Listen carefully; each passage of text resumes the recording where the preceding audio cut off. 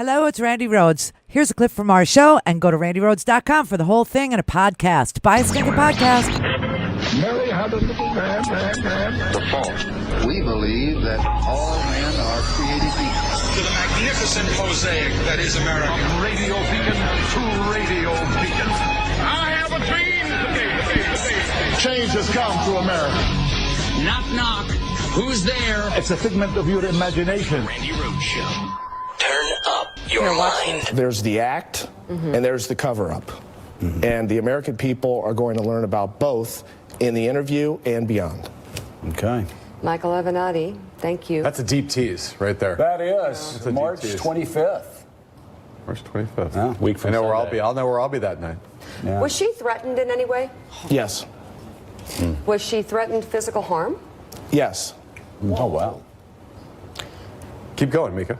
No, we started the tease and you just... What do you I know, mean by that? made Was her news. life threatened? I'm not going to answer that. People will have to tune in to 60 Minutes on March 25th. Okay, now we're back to the deep tease. So now you're working for Les Moonves. Oh, no.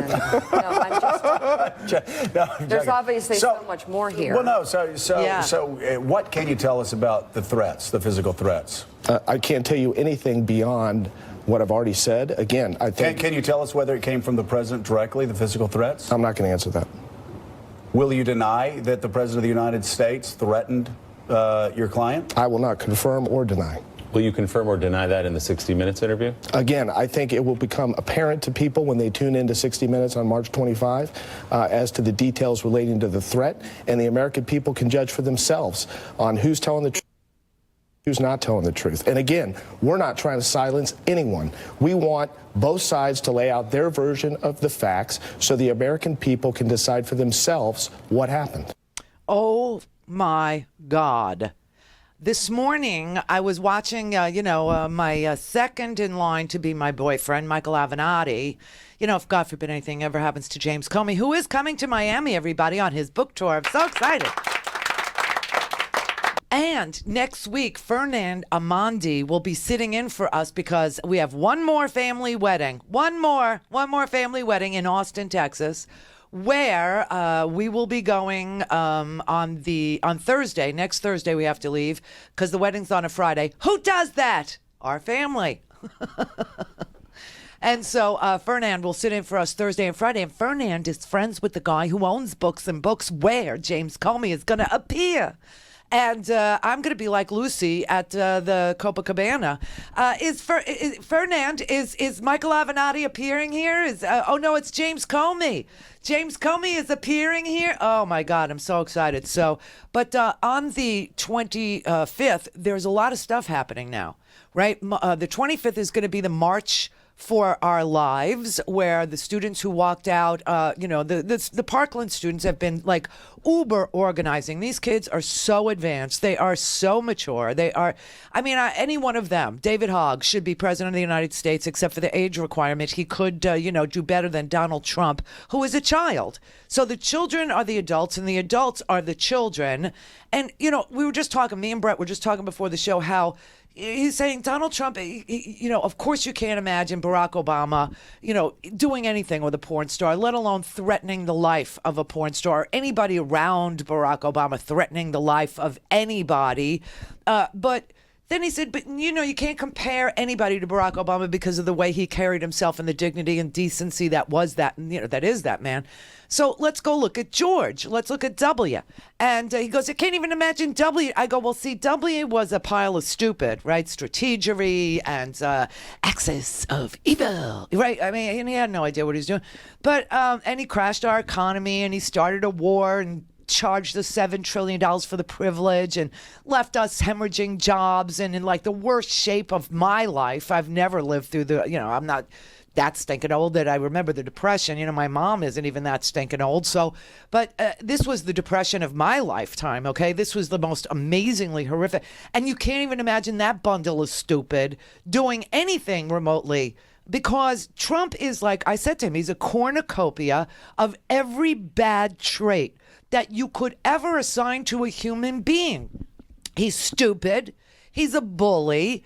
He's a Lucky Sperm Club member. He's arrogant. He's, a P word, okay? He's a coward. He fires people over Twitter. I mean, the man is every bad trait you could possibly imagine. And now we're finding out the people around him are also thugs. They are also bullies. Oh, there's so much today. The Stormy Daniels is important because Michael Avenatti is adorable and I can't stop looking at him. And also because Stormy Daniels, through Michael Avenatti this morning, Mika, women and our instincts, we're flawless that way. And you guys know it. It's not our single greatest attribute. Our single greatest attribute is that we can bear children and still work, cook. We can bleed. We can do all these things that you can't do and keep a smile on our face. But we're also so instinctive. Our instincts, if you're honed into them, if you pay attention to the little voice that reads to you is what I call it, that little voice, every woman knows it. The little voice that reads to you, right? In your head, you listen to that voice and you do what that voice tells you to do. You never make a mistake. You never go wrong, right? When you ignore that little voice, when you get those red flags inside and somebody inside is telling you, that little voice is telling you, don't do this, don't do it. He's a bad guy or he's this or he's that. Or you know that you can't spend that money. This is going to ruin the month. This is going to, whatever it is. And you go against it, that's when you screw up. That's when you're in trouble. And women don't really ask, why is this happening to me? Because we all know. We all know. Even when something hideous happens to us, we know it's to teach us a lesson because we listen to the little voice that says, out of this sadness, out of this tragedy, out of this loss, out of this, horrendous thing, comes your angel wings, comes something great, comes the light. Right? And women know this. Men, not so much. That's why when they get the flu, they're like, I don't feel well. Don't tell anybody I cried. Yeah, we know. But Mika was so intuitive this morning, and I saw her get pissed at Joe because Joe was just being a man and she was being a woman. And the difference is she had an intuitive nudge to ask Michael Avenatti after listening to this whole story about why is it so important that she goes to court? Why is it so important that she tells her story? Obviously, America doesn't give a rat's ass that this man is this cornucopia of bad traits, including cheating, including somebody who was in legal documents accused of raping one of his wives, who he cheated on with the second wife, and then cheated on the second wife with the third. Right? This doesn't move America. The evangelicals are like, the worst front-running phonies I've ever seen in my life. I always suspected that of them, but this is now provable. But she had this intuition to ask. And then Michael Avenatti left. They're on 6th Avenue. MSNBC is on 6th Avenue in Manhattan, and CNN is on 8th Avenue. So he left CNN, and, they send a car. I mean, I know the whole thing. You go there in a car. They send a car to your hotel, obviously, and then or your apartment. They take you to the studio. You go into makeup. Then you sit in the green room. And usually, if it's CNN with Jeffrey Toobin, used to be Dr. Drew Pinsky, and it's like a whole green room. But then he went across town, and he showed up on CNN. And CNN had heard the MSNBC brilliance of Amika. And Chris Cuomo said, now, what? She was physically threatened? What are you alleging was done to your client in terms of pressure to stay quiet? Well, I'm not alleging anything. I'm stating a fact. And the fact is that my client was physically threatened to stay silent about what she knew about Donald Trump. The details surrounding that, she's going to discuss, I'm sure, on the 60 Minutes interview on March 25. Oh. And the American people are going to weigh her veracity and whether she could be trusted, whether she appears to be credible, and whether it happened or not. And they're going to learn the details surrounding that. And we're going to let them judge for themselves whether she's being honest. You have to have proof of this. That's why I say it's an allegation. You say it's a fact. The difference between the two, obviously, is proof. And you're saying that she will have proof of the same. When she says I was threatened, she'll say by whom and how. What I'm saying is that she's going to be able to provide very specific details about what happened here. Including who issued the threat. And I am confident, that the American people, after this interview, are going to come away and have little to no doubt that this woman is credible, she's telling the truth, and she knows what she's talking about. All right, but just to not dance around that, that means she has to say who issued the threat, because the threat's only as good as its source, right? I think I've answered the question, and right. I think when people tune in on the 25th of March, they're going to know she's shooting straight with it. Wait, there's more. And this is all before 8:44 in the morning, okay? This is all before, I mean, he's like a freaking one-man army, this dude, okay? He does all this stuff before 9 a.m. Oh, my God. Oh, my God. All right, so Stormy Daniels, according to Michael Avenatti, was physically threatened by somebody in Trump's orbit. It could have been Donald Trump. It could have been the lawyers, plural. Could have been a lot of people, right? Michael Avenatti is also... He, it's not like he came empty-handed to Chris Cuomo at 8:44 in the morning. No, he brought him something too. He brought him something very, very special. Just a little something, just for Chris Cuomo. We have been approached by 6 separate women who claim to have similar stories to those or to that of my client. 2 of those women, at least 2, have NDAs. We are in the very early stages of vetting those stories. I want to preach caution and restraint. We are not vouching for these stories. We are investigating them. We're not going to stake our reputation on them until we have confidence that they're telling the truth. We have 100% confidence that Ms. Clifford is telling the truth. All right. Got to vet them. That's smart for you and your reputation. Do these women, though, in terms of what their allegations are at this point, before you vet them, do they all involve the President of the United States? Yes. Oh. And only 2 of the women have NDAs with the President of the United States? No, that's not what I said. What I said was at least 2. At least 2. You don't know if the other ones do? Correct. All right, so then we get to the relevance. The so what, now what? Why would the American people care if 6 women came forward and said that they had affairs with the President of the United States? I don't know that they would care. But why would you represent them? In what regard? Well, we haven't made a determination as to whether we're going to represent them. We are in the very early stages of examining these allegations, learning the facts. We're not going to just run off and start making accusations or doing anything. We may not even end up representing them. But I think that I will speculate that ultimately the American people may be interested if, in fact, and it's an if in fact, one or more of these women had a similar circumstance relating to my client as it related to the intimidation tactics, so that's the bullying tactics, and the efforts to muzzle and gag these women from telling their story. Oh, my God. So America doesn't seem to give a rat's ass that this man is this cornucopia of really bad traits, all in one giant, fleshy, orange man. They just don't care. 30% of us don't care. 70% of us do. As he degrades the entire presidency with his TV cabinet and all the other things, all the ancillary things about Donald Trump. But I just wanted to jog your memory just a little bit, because I don't know if you remember this or not. He is now alleging, Michael Avenatti is, that Stormy Daniels was physically threatened by somebody close to Donald Trump to intimidate her, to silence her, to gag her, to mute her, to scare her into silence, on top of an NDA, which Michael Cohen breached when he told the Wall Street Journal that he paid her $130,000 out of his own stinking pocket. Okay? He breached the NDA by disclosing there was one, and that the amount was $130,000, and that he paid her, and all this, right? So it's breached. And that is why I think they feel very secure about going on 60 Minutes, which is already in the can.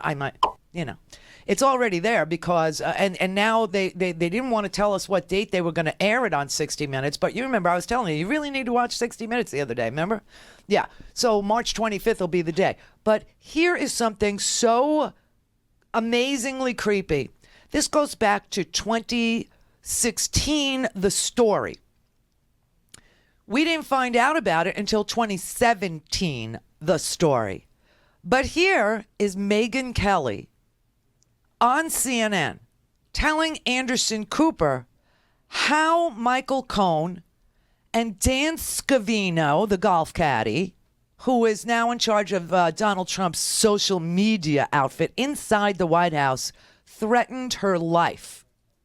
We have been approached by 6. Oh, sorry, that's the wrong one. This is You ended up with security. I mean, you had to even go to Disney World, I think, with your family. You had to have a security. We had security guards the whole year. I mean, the threat level just got so high that it was impossible not to take that seriously. And, you know, it's not like I was walking around actively believing that somebody was going to necessarily try something, but it was high enough that we had to take it seriously. Well, you write about it in the book that a Fox executive actually said something to the Trump campaign about, you know, it would not be good for you if Megyn Kelly is killed. So Michael Cohen, who is Trump's top lawyer and an executive vice president with the Trump Organization, had retweeted, "Let's gut her," about me at a time when the threat level was very high, which he knew. And Bill Shine, an executive vice president at Fox, called him up to say, "You got to stop this. Like, we understand you're angry, but this is, you know, she's got 3 little kids. She's walking around New York, really." And he didn't much care. And what Bill Shine said to Michael Cohen was, "Let me put it to you in terms you can understand. If Megyn Kelly gets killed, it's not going to help your candidate." Oh, my God. The fact that an executive at your company, though, I mean, that's an actual thought, you know, that's out there, a real concern is incredibly telling. Well, listen, there's no question that some of the tactics engaged in by those supporting, you know, Team Trump were questionable. You know, Michael Cohen did that. Corey Lewandowski specifically threatened me if I showed up at the second debate hosted by Fox News, which our executive vice president said back to him, "Knock it off. You don't threaten our reporter. She will be there." Oh, my God. And that was the one that Trump skipped.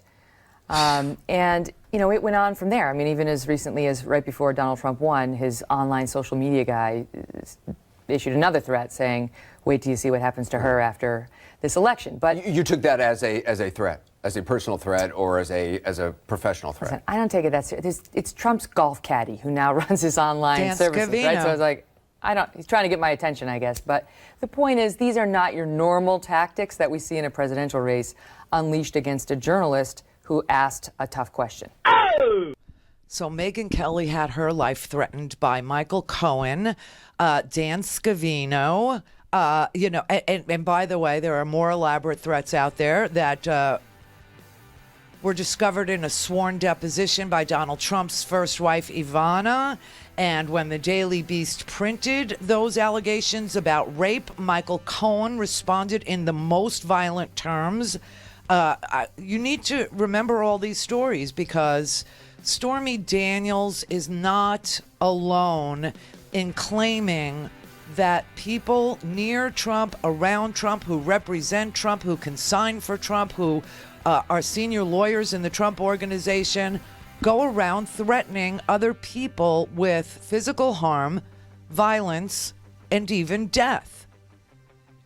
And that Donald Trump was so pissed that Megyn Kelly asked a simple question about, you know, the women, that he skipped an entire debate to avoid her before threatening Fox if she showed up. Clear for takeoff. Randi Rhodes Air Force. Air Force. RandiRhodes.com.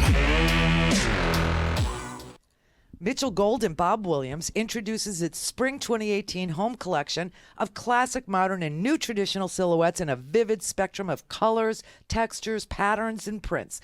The new spring collection features a modern slant with clean-lined and comfortable styles that pay tribute to iconic American designs from the mid-century to the late 1970s. Experience the new collection in comfort at a signature store near you or peruse the entire collection in e-catalog online. Find a store and shop online at mgbwhome.com. Join the Mitchell Gold and Bob Williams Comfort Club, a customer loyalty program that offers you 20% savings every day with exclusive access to special member-only offers and services like complimentary in-home design. It's free. It's easy to join. Sign up now. Start saving today at a Mitchell Gold and Bob Williams signature store near you or online at mgbwhome.com. Hey guys, it's Scotty, Randy's producer here, and as many of you know, I grew up in Randy's house. You know, eating her food, watching her TV, and like most kids, ignorantly not following her advice. And one of her biggest pieces of advice was never take a job in radio because the big companies that run radio, they suck. Well, I didn't listen and ended up working in radio. And as always, Randi was right. They sucked. But I'm here now, and I can tell you that it takes a lot of chutzpah to break away from the big companies and start your own show. But you know what else it takes? Your support. We are independent media, so the only financial backers we have are you, the best listeners in the world. And we can't do it without you. So please go to RandiRhodes.com and support the show, buy a stinking podcast, donate some money, and keep us going.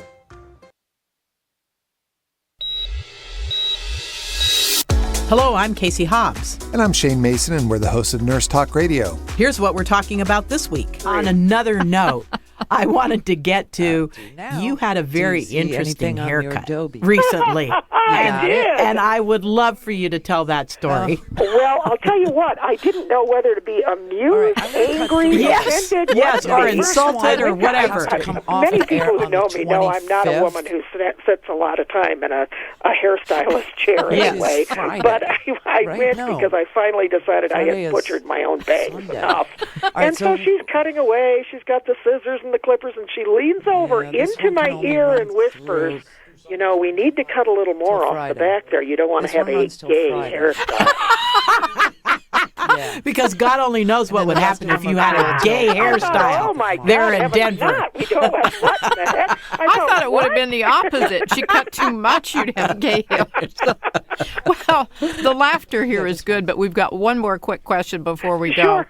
The national single-payer healthcare movement looks good. There's lots of things happening. Talk about Keith Ellison sponsoring SB 676. This is really one.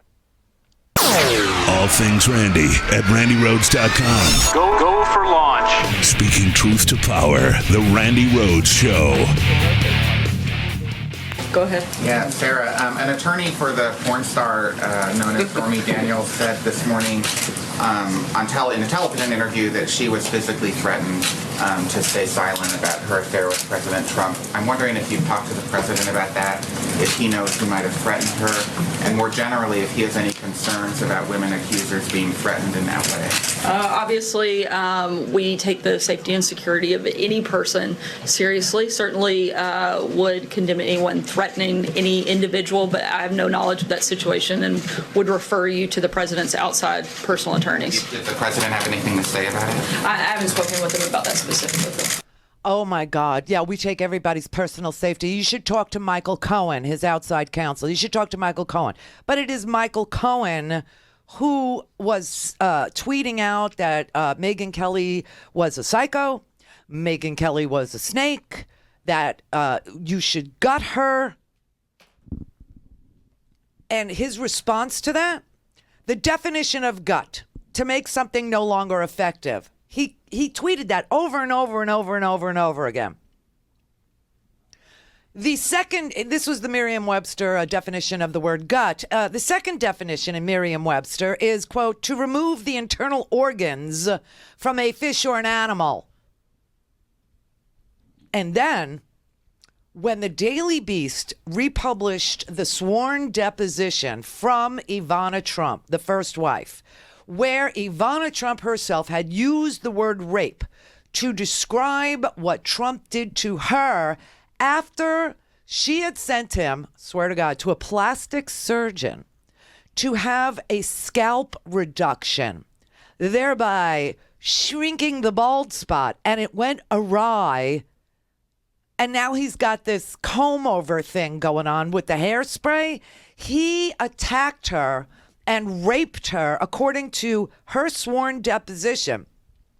Michael Cohen not only tweeted, quote, you cannot rape your spouse, but then threatened the reporters for the Daily Beast who unearthed the deposition, the sworn deposition that Ivana gave.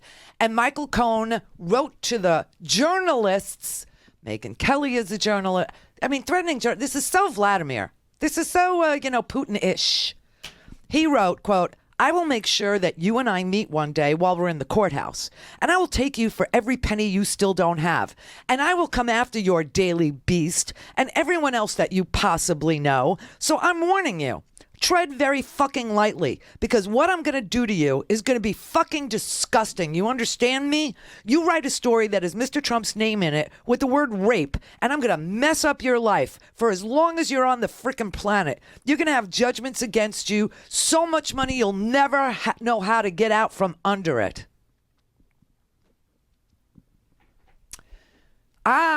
Michael Cohen is the person who claims that he mortgaged his own house because he's a cult member, see? And the dear leader was, apparently wanting these women to shut up about it. And I don't think it was the sex.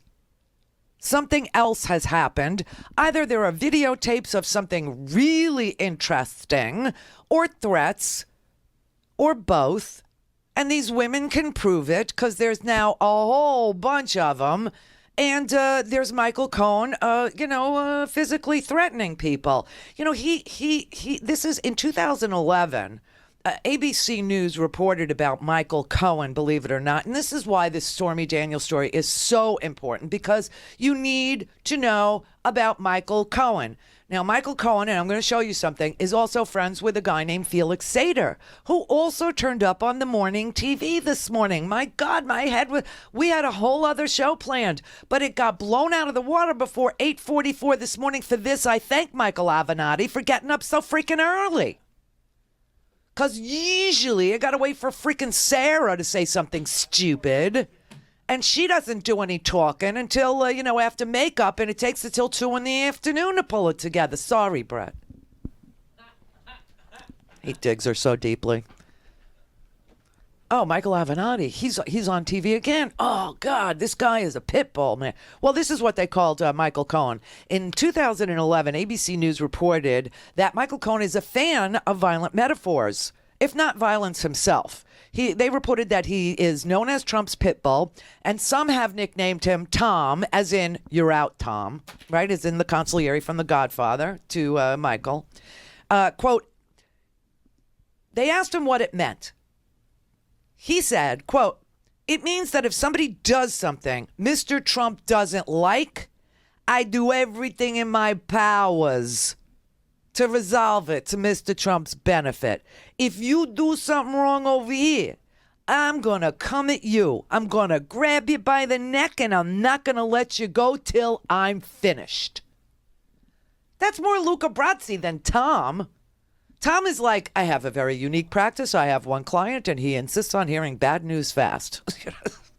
And then, Waltz wakes up with a severed horse head in his bed. All to protect, Johnny, who's supposed to be Frank Sinatra.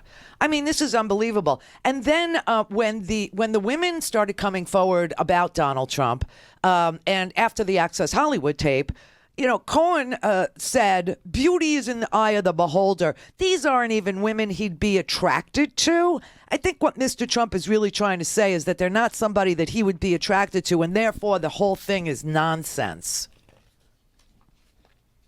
The relentless campaign that Trump unleashed on me and Fox News to get coverage the way he liked it was unprecedented and potentially very dangerous. If he were to repeat the same behavior from the White House, it would be quite chilling for many reporters, said Megyn Kelly. Only Vladimir Putin threatens and actually kills journalists. And this man, for some strange reason, wants to be Vladimir Putin. I mean, this is just disgusting. Listen to what Megyn Kelly outlined. Dan Scavino, the golf caddy. Michael Cohen, that's who we're talking about here. Now, Stormy Daniels, maybe 6 other women are being vetted to see if they were also threatened with violence. I mean, this is just beyond the pale. You ended up with security. I mean, you had to even go to Disney World, I think, with your family. You had to have a security. We had security guards the whole year. I mean, the threat level just got so high that it was impossible not to take that seriously. And, it's not like I was walking around actively believing that somebody was going to necessarily try something, but it was high enough that we had to take it seriously. Well, you write about it in the book that a Fox executive actually said something to the Trump campaign about, it would not be good for you if Megyn Kelly is killed. So Michael Cohen, who is Trump's top lawyer and an executive vice president with the Trump organization, had retweeted, "Let's gut her," about me at a time when the threat level was very high, which he knew. And Bill Shine, an executive vice president at Fox, called him up to say, you got to stop this. Like, we understand you're angry, but this is, you know, she's got 3 little kids. She's walking around New York. Oh, my really. God. And he didn't much care. And what Bill Shine said to Michael Cohen was, let me put it to you in terms you can understand. If Megyn Kelly gets killed, it's not going to help your candidate. Oh, my God. Only Donald Trump could make me feel sympathetic toward Megyn Kelly. You know, with all the white Christmas and Santa Claus is white and every crazy thing she pulled over at Fox News. Only Donald Trump could make me feel sympathetic towards Rex Tillerson, the former CEO of ExxonMobil. Only Donald Trump could make me feel sympathetic to the past president of Goldman Sachs, Gary Cohen. Oh, my freaking God. This man is a thug, you understand, and he employs mob tactics and mob lawyers, and that's why they call Michael Cohen Tom. And, you know, the idea that everything that is bad about a human being could be in one person is really an amazing thing to notice. But it's also frightening that this is the president of the United States, a man who wields the most awesome nuclear force in the history of the world. A man who, I mean, the idea that Donald Trump is saying things like, and you got to tie all this together, that he's saying that he would pull our 30,000 troops out of the demilitarized zone on the Korean Peninsula, which, by the way, he says we have troops in North Korea and South Korea. And I was joking yesterday when I said, gee, you know, the guy doesn't know we have a trade surplus with Canada, so let's just hope he knows the difference between the North and the South when he, you know, brokers this, meeting with Kim Jong-un. Let's just hope he knows the difference. Well, he doesn't, because yesterday he said that we have troops in North Korea and South Korea. Now, they're in the demilitarized zone, which is neither. Okay, so he says this, and he says he will take our troops out of there if we don't get a decent price on South Korean refrigerators, LG TVs, which are made, which is like me saying, I will call the police to enforce some contract I have with you. You know, our soldiers are not mercenaries on trade issues. Our soldiers are not mercenaries to guarantee the price of a refrigerator or a color television set. That is not why they serve, okay? They are there to protect a democracy known as South Korea from a gulag just to their north, a pariah state, a state that is one giant prison camp. That is why our soldiers are there. It's because we have a truce. Nobody won the Korean War. It started on the 38th parallel and ended on the 38th parallel. Do you think this president knows this? I say no. He also does not realize what the purpose of the military is. It is certainly not to enforce a trade deal. Just like me calling the police, they would not enforce a contract if I felt the contract was breached. You go to the freaking court. In Trump's case, you negotiate a better trade deal. But you better know the facts going in, like you don't screw up the Canadian trade deal because we got a good deal with them. In the North American Free Trade Agreement, also known as NAFTA. And he keeps doubling down on it. Washington Post fact checker today, 4 Pinocchios. We have a trade surplus with Canada. Well, not on timber and energy. That's 2 sectors of our trade. In total, we have a surplus. To speak to Randi, call now, you bastards. 561-270-3844. Hello. The Randi Rhodes Air Force. Herky Jerky has a screaming case of March Madness, so let the games begin. Try Herky Jerky's delicious game jerky and meat sticks. All Herky Jerky staples for more than 25 years. They're talking about their famous buffalo, elk, and venison, which contains less fat and carbs than beef. And because theirs are farm-raised and grass-fed, they don't have that woodsy taste like some of the other kinds. If you've never had buffalo, elk, or venison meat, it's time to give it a try. They are healthy, they are tasty, and this month, all of the game jerky packs are $5 off. The venison sticks come in hot and mild, and they were once voted best best in the country at a major food show on the West Coast, and from that point on, it's been their best-selling item.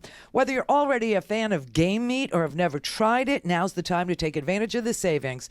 $5 off all month long and free shipping with 2 packs or more of anything in the store, including the beef, the bacon, and the turkey, too. No promo code needed. Just try some today. Go to herkyjerky.com.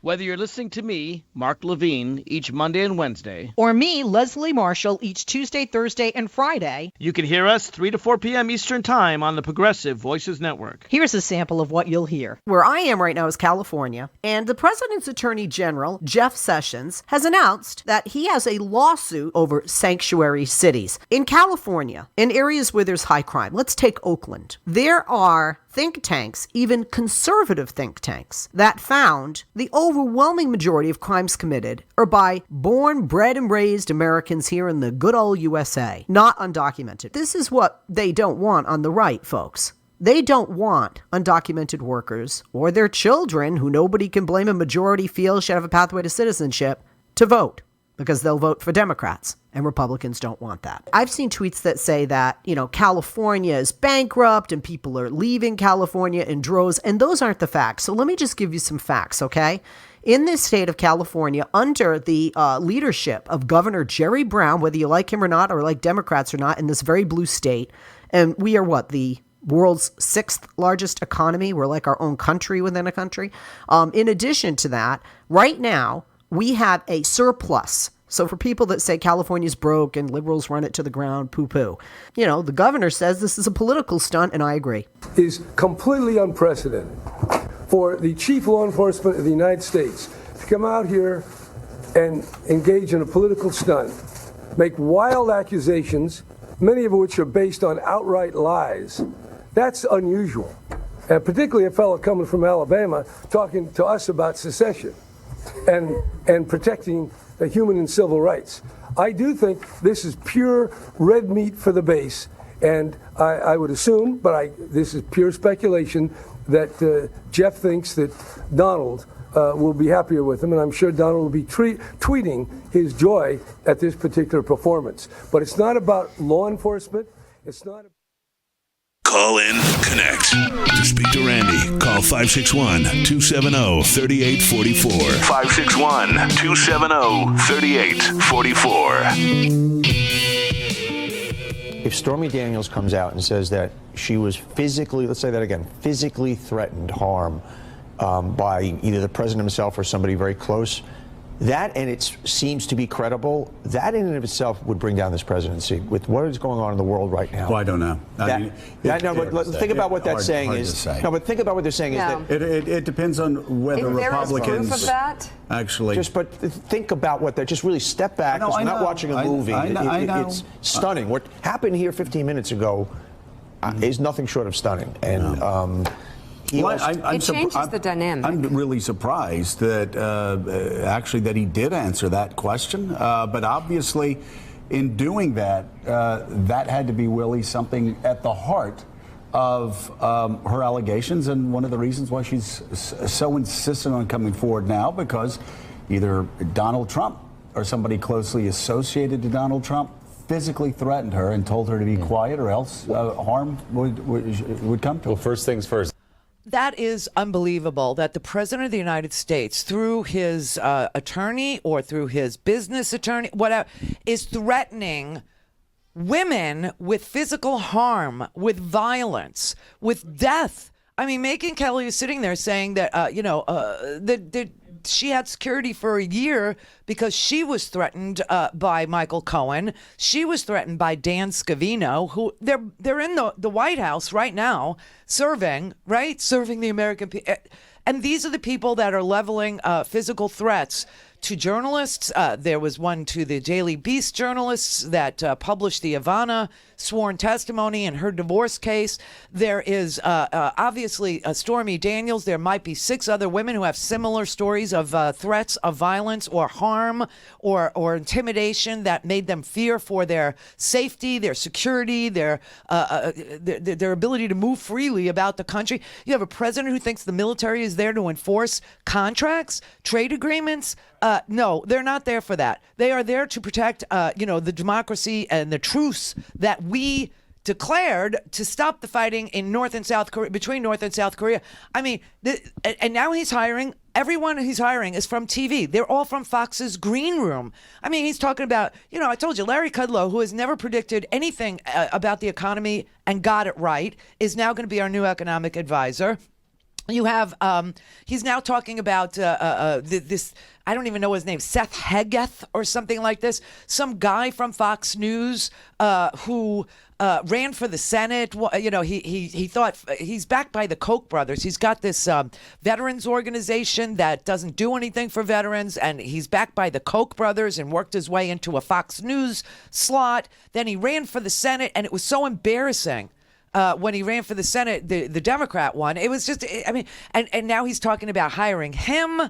He's talking about hiring, just these people all from Fox News. It's just unbelievable. And then we find out that of all the lawyers in the world, of all the lawyers that could have represented the Stormy Daniels case on behalf of Donald Trump in California, Michael Cohen wanted to file to shut her up, and so he needed to go to the arbitrator. He needed to go to this arbitration company, and he needed to file something, to get a temporary restraining order to keep her from talking. But he apparently isn't admitted in California, so they had to find another lawyer to file for the temporary restraining order. And instead of, going to the millions of attorneys in California, they go to a Trump Organization senior vice president, and she files under the Trump Organization address in California. And now they're so freaked out that, because remember, Trump is claiming he doesn't know anything about her. Stormy Daniels, he never met her. Well, not that he never met her. They never had an affair. Michael Cohen denies the affair, but they're doing all these crazy things to stop her from talking, right? And so they go to file a temporary restraining order, but they don't have any representation in California. So instead of going to a California lawyer, they end up going to the Trump Organization attorney, thousands and thousands of attorneys in California. And they end up with Jill Martin, who defended Donald Trump on television after all these women came forward after the Access Hollywood tape. Yes, it's the same. Isn't that something? Isn't that just crazy? Trump calling these women and others, there are 10 now, quote, horrible, horrible liars. Okay, this is Jill Martin. Are you 100% certain that every single one of these women is a horrible liar? Look, I'm not going to attack or criticize the women, but what I do know is I believe Donald Trump when he says that. And I believe him because I know him and I know his character. And I've seen him around women, thousands of women that have worked for him, including myself, and he's treated us with nothing but respect and appropriately. And he's always been someone who none of us would ever imagine he would do something like this. It's just completely inconsistent with his character and our own personal experiences. So because of that, I believe him when he says he didn't do anything inappropriate with women. So when he said today in response to the allegation from the People magazine reporter that he assaulted her too, let me just play for you exactly what he said about her specific story. Here he is, Jill. Take a look. You take a look. Look at her words. You tell me what you think. I don't think so. I don't think so. When he said look at her, is that problematic? Is that how you deny assaulting someone? Sort of implying, I don't know what he was implying, but it could be taken to imply she wasn't good looking enough for him to do that to. Well, I don't think that's what he was saying at all, and I think it's pretty clear from his statement itself. He says, look at her words. He's saying, look at the entire picture. Look at this story. Look at what she is saying. It's unbelievable what she's saying. So he's trying to defend himself like he should. If you're accused of things such as this, you would defend yourself as well. And he's telling America to look at this whole story and look at what's really going on and judge for yourself. And when I look at this, I judge him based on the character I know him to have, and it's inconsistent with her story. What a freaking liar. I mean, just like a top she's spinning. This is amazing. So she's the attorney. Now, she says she was acting on her own. I want to see your timesheets, Miss Martin. I want to see your timesheets.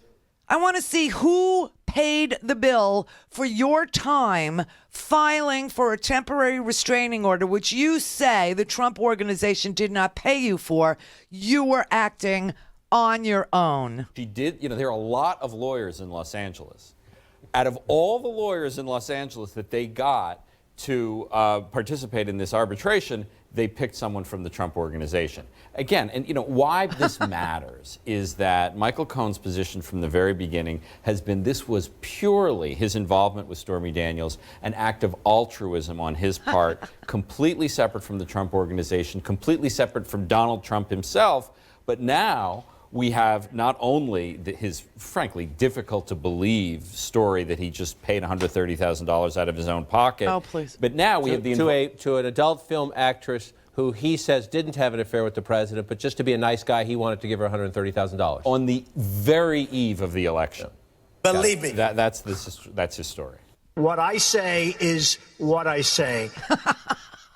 It's just, the story makes no sense. It makes absolutely no sense. But, Jill Martin can settle this in a heartbeat. And if I were Michael Avenatti, and I'm sure he's thought of this because he's just so sparkly and smart and confident, and I'm sure he's thought of this, Jill Martin needs to show her timesheets, and she needs to show how many hours it took her to apply for the temporary restraining order and who paid her for her time, if not the Donald Trump organization. Now, speaking of the Trump organization, and this is going to get complicated, and this is why I like the Stormy Daniels story, because it's very simple and easy to understand. What's being alleged is that Stormy Daniels had sex with Donald Trump, I'm guessing 13 times. They asked Michael Avenatti this morning, because Mika had the same question I had. It's such a random amount. She said the same thing. She said it's just a strange amount. Why 130,000? You got this guy who claims to be a billionaire, and, they're alleging on the Trump side that Stormy Daniels extorted Donald Trump, right? For what, 130 grand? Please. She's an adult film star. I mean, she gets more than that for one movie. She's now a director. She also promotes. She works for Vivid.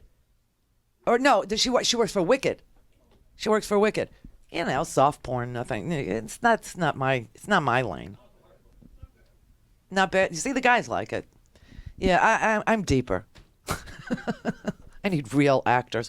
No, but I got to say, this is a random amount. And so I sort of figured maybe she had sex with him 13 times, and Donald Trump's going rate seems to be, I'll give you $10,000 in use of my condo over here, right? So I'm thinking that she kept a record, and it was 13 times, and so, Michael Cohen said, 13 times, all right, he likes to pay $10,000, so 130.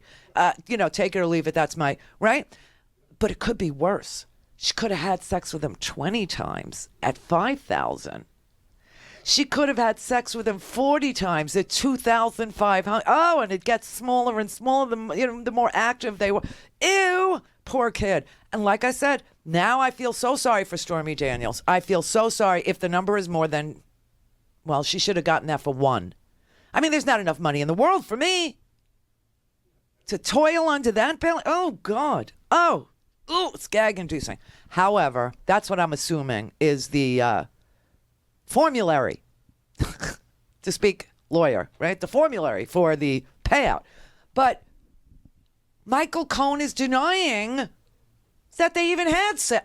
Michael Cohen is denying, but yet out of the goodness of his heart, he decided on the eve of an election to give her $130,000, which he did not have, according to him. He had to take a home equity loan and pay her through a shell company called Essential Consultants LLC, which he created just to be the vessel through which the payment was made in Maryland to her previous attorney in LA. And now he doesn't want her to say anything about something that he believes never even happened. And so he goes to look for a California attorney to get a temporary restraining order based on the original non-disclosure agreement that he breached because he told you how much he paid her, because he told you there was a non-disclosure. He breached it. As far as I'm concerned, she's free to talk to anybody she wants, and apparently she has talked to 60 Minutes, and it will air next Sunday, and it's not the sex. It's the violence. It's the threats. It's the intimidation. And apparently, there are 6 other women who may have the same story about now, we already know Megyn Kelly has it. We already know Megyn Kelly says that not only did Michael Cohen, but the freaking golf caddy who works in the White House on our dime, Dan Scavino, also threatened her. We also know Michael Cohen threatened the Daily Beast.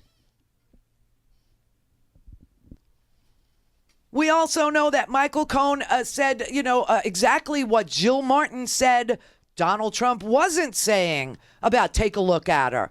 Because Michael Cohen did say beauty is in the eyes of the beholder. These aren't even women he'd be attracted to. I think what Mr. Trump is really trying to say is that they're not somebody he would be attracted to, and therefore the whole thing is nonsense. Look at her. Did it with Carly Fiorina. Look at that face. He did it with Megyn Kelly. He did it with Rosie O'Donnell. Called her a pig, for God's sake. Oh, and back then, when that was going on, I was friends with Rosie. I owe Rosie a whole lot because Rosie and I, my sister watched Rosie every single day, and I was, a local person, and Rosie moved to Miami, and we connected, and I used to interview her about various things, and she's just a very smart, funny, great person. But Donald Trump just laid into her because she called him out about his beauty pageants, and one of the beauty pageant winners had apparently done a copious amount of cocaine.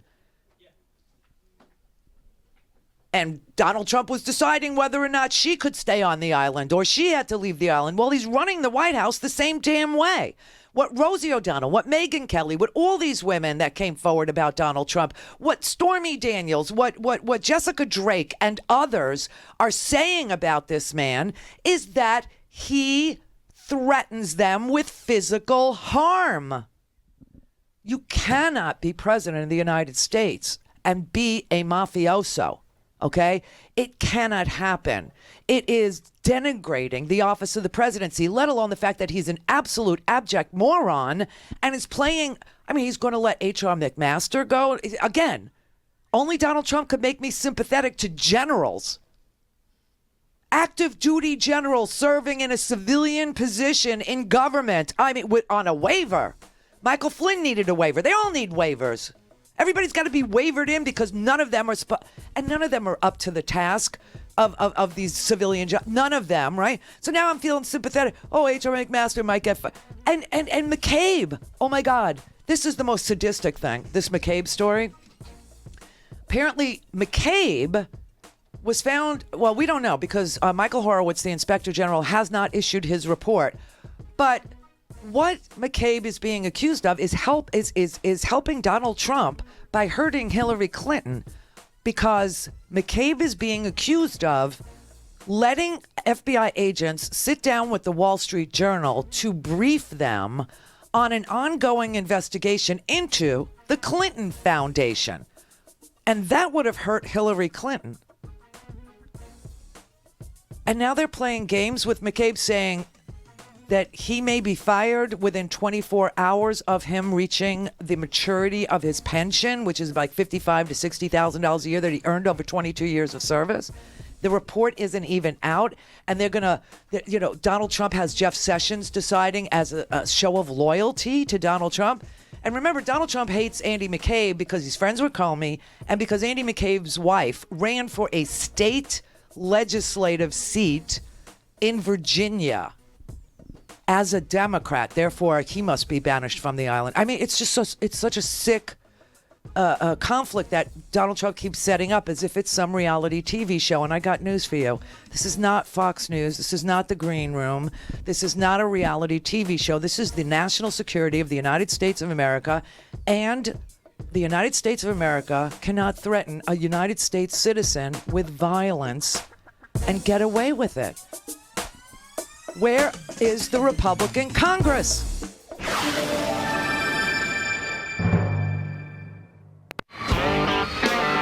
For a commercial-free, on-demand, whenever, wherever listening experience, visit RandiRhodes.com for your personal premium podcast today. Now, the top of the hour on the Progressive Voices channel on TuneIn presents the Green News Report. Look, I think the science needs to continue to develop. The U.S. may soon have its first ever climate science denying Secretary of State. Climate change is accelerating catastrophic water events at an unprecedented rate. World leaders sound the alarm over global water scarcity crisis. Black lung disease surges back in coal country. Toy maker Lego goes green-er with plant-based plastics. Plus, the $320 million ice wall was built underground to keep water at bay. The barrier is failing. 7 years after the meltdown, Japan struggles to contain Fukushima's radioactive wastewater. All of those failures and more straight ahead. From BradBlog.com, I'm Brad Friedman. And I'm Desi Doyen. Stand by for 6 minutes of independent green news, politics, analysis, and snarky comment. With respect to climate change, I've read countless studies. Really? Really, Mike Pompeo? You've read countless climate change studies? This is your Green News Report.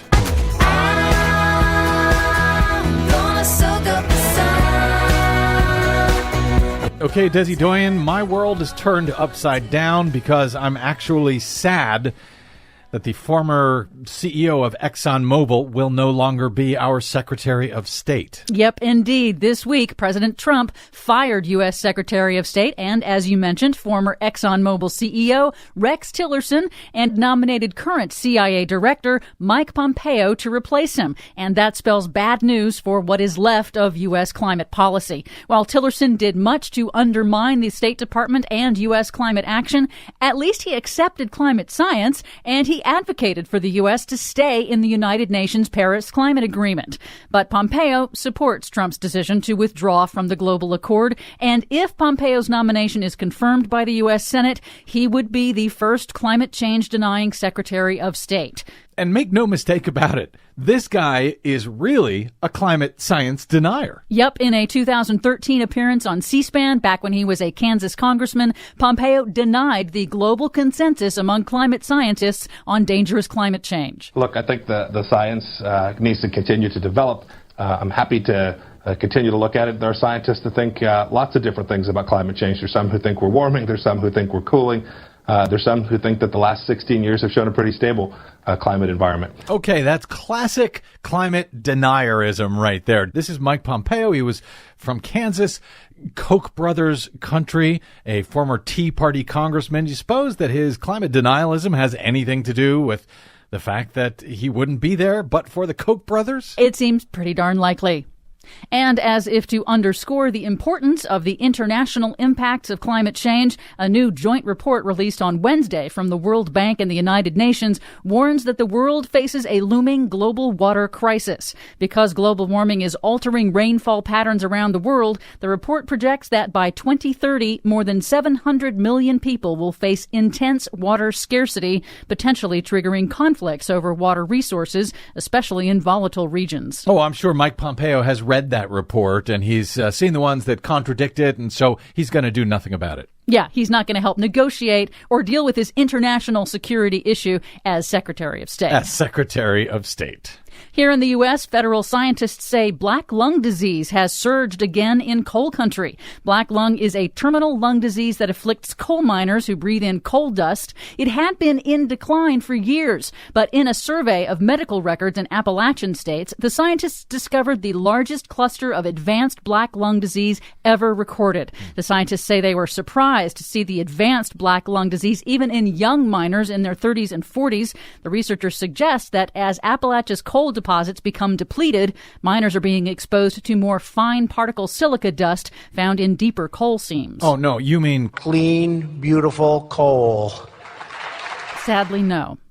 Meanwhile, in Japan, this week marked the 7th anniversary of the historic earthquake and tsunami disaster that caused the meltdown of 3 nuclear reactors at the Fukushima Daiichi nuclear power plant. Plant owner TEPCO announced this week that a $320 million underground ice wall is failing to stop groundwater from seeping into the plant, and that's preventing the company from removing melted radioactive fuel at the site. And it could undermine the entire decommissioning process for the plant, already projected to take 30 to 40 years. But there is a bit of good news. The maker of famous Lego toys is going greener. The Danish toy maker will phase in its first ever Lego bricks made entirely from plant-based material, bioplastic made from Brazilian sugarcane. Starting this year, they'll add the new pieces with the goal of transitioning to 100% sustainably sourced plant materials for all of its building bricks. It is still a type of plastic, but switching from oil-based to plant-based plastics will cut Lego's carbon footprint by about 70%. Well, we will take whatever we can get at this point. For much more on all of these stories and the ones we couldn't get to today, check out our website at greennews.bradblog.com. Find us, follow us, and share us worldwide on the Facebooks and the Twitters at Green News Report. I'm Brad Friedman. And I'm Desi Doyen. And this has been your Green News Report. Everything is awesome. Everything is cool when you're part of a team. Please help Progressive Voices support the Green News Report by stopping by bradblog.com/donate. Mary had a little man. The fault. We believe that all men are created equal. To the magnificent mosaic that is America. From radio beacon to radio beacon. I have a dream today. Change has come to America. Believe me. Knock, knock. Who's there? It's a figment of your imagination. Randi Rhodes Show. Turn up your mind. Donald Trump has claimed he doesn't really recall Sater, saying in a 2013 deposition he couldn't even say what Sater looked like. If he were sitting in the room right now, I really wouldn't know what he looked like. This is your business card then? This is my business card. That's your business card. He said he doesn't know who you are. Is he telling the truth? I'm sorry, I can't speak for the president. You worked with him for many years. Yes. Spoke with him, what, dozens of times, hundreds of times? Yes. You say you can't speak for him, but what does it feel like when after all that, Donald Trump says, I don't think I could pick him out in a room? Disappointing. In fact, Sater says they were once so close that in 2006, Trump asked him to look after Don Jr. and Ivanka while they were in Moscow. He even arranged for a private tour of President Putin's office in the Kremlin. And as we pass in office, the security guard, or I guess it was part of like the equivalent of their Secret Service, says that's the boss's office. And he opens the door just to show it, sort of take a look through the door, but don't go inside. And Ivanka said, do you think I could sit behind the chair? And he looked at me, he says, okay, go ahead. I guess I convinced him. And she sat down behind the desk, spun twice in the chair, was very happy about it. Ivanka Trump told the New York Times she did not recall this incident. Man, you guys are crack addicts. You are. It's unbelievable. That's Felix Sater. Felix Sater.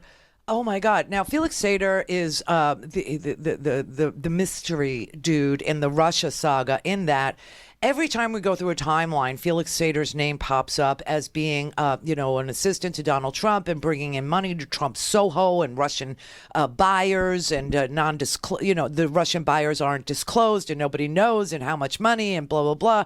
And Felix Sater is also a person who emails Michael Cohen because they're childhood friends. They've known each other. They grew up together in a Russian immigrant neighborhood in Brooklyn, where, a good chunk of my friends live in Brighton Beach. And they have been friends since they're like 7 years old. And Felix Sater is writing emails to Michael Cohen, who ends up being Trump's attorney, right? Saying, can you believe that we're going to get our boy elected president of the United States, because they're working on the Trump Tower Moscow thing and they're in touch with representatives of Putin and they're, all this is going on. And I keep saying, I don't know Felix Sater, because you know the Felix Sater story. Felix Sater was a guy who back in the day was he was found guilty of stock fraud and of stabbing a guy in the neck with a broken margarita glass. And when Felix Sater was, facing jail, he made a deal. He cut a deal, and he apparently and allegedly became an informant for the FBI on on all things Russia. Okay, on all things Russia, on apparently Iranian, all this stuff, and so we never knew whether or not Felix Sater was cooperating with Robert Mueller in this investigation, if Felix Sater was always wired, we never knew. All of a sudden today, Felix Sater shows up on all these TV shows this morning. I'm telling you, this morning was like unbelievable. You couldn't even go to the bathroom. You couldn't take your eyes off of the TV. Between Michael Avenatti and she was physically threatened with physical harm, and there's others, and then Felix Sater is sitting on George Stephanopoulos on Good Morning America. I mean, you couldn't. And I got 3 TVs. Okay, 3 TVs. It drives Howard crazy. I got a little tiny 13-incher. Size matters, but in the kitchen, what are you going to do? So I have this little 13-inch TV in the kitchen. So like I'm making the coffee or whatever, I can't take my eye.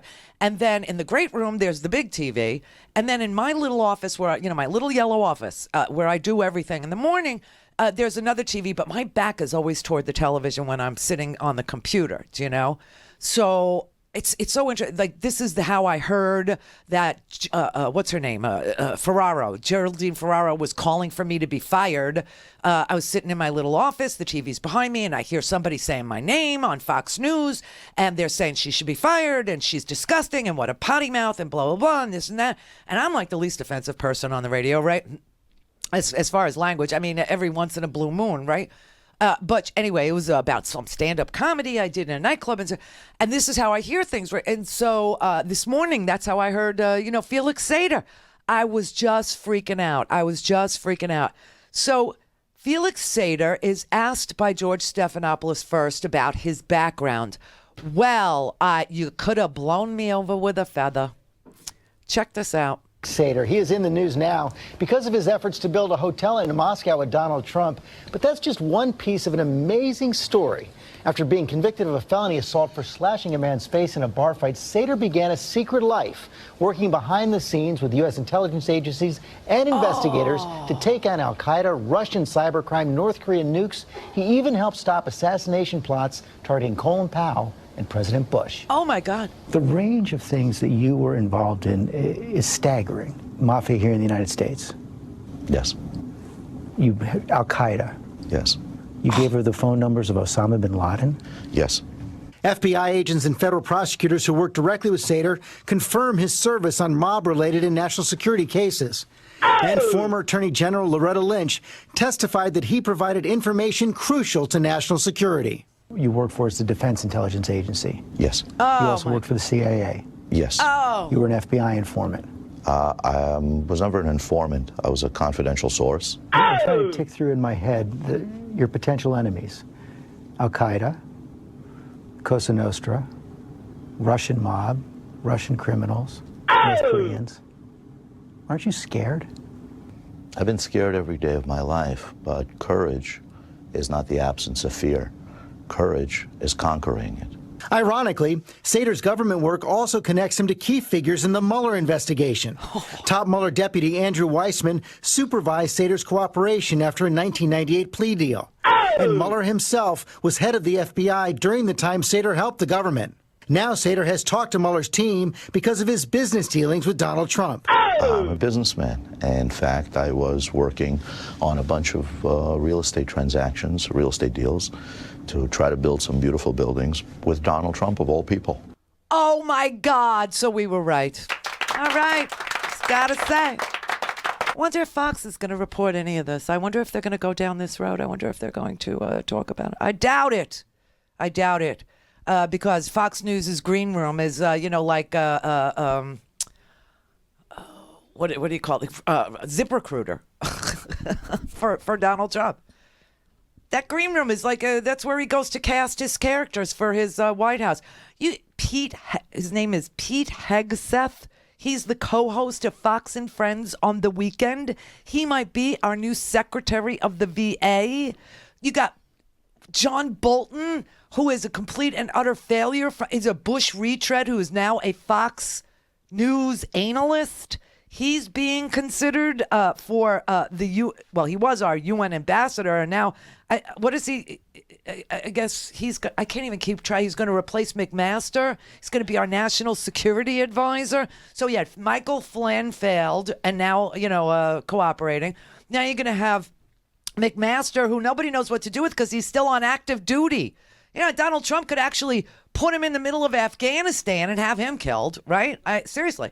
And then you've got, now we're going to bring in the retread, Bolton, who has found his niche on Fox News. Or Keith Kellogg, who travels with Donald Trump now, because Donald Trump thinks he's fun. Swear to God, that's a quote. President likes his company and thinks he's fun. It's a quote. Yeah, KT McFarland, also from Fox News, who washed out. Why? Because she put in writing that, the Kremlin actually threw the election to Donald Trump. She put that in writing in an email, which Mueller has. But the most incredible part of this was this morning. Felix Sater. Oh, my God.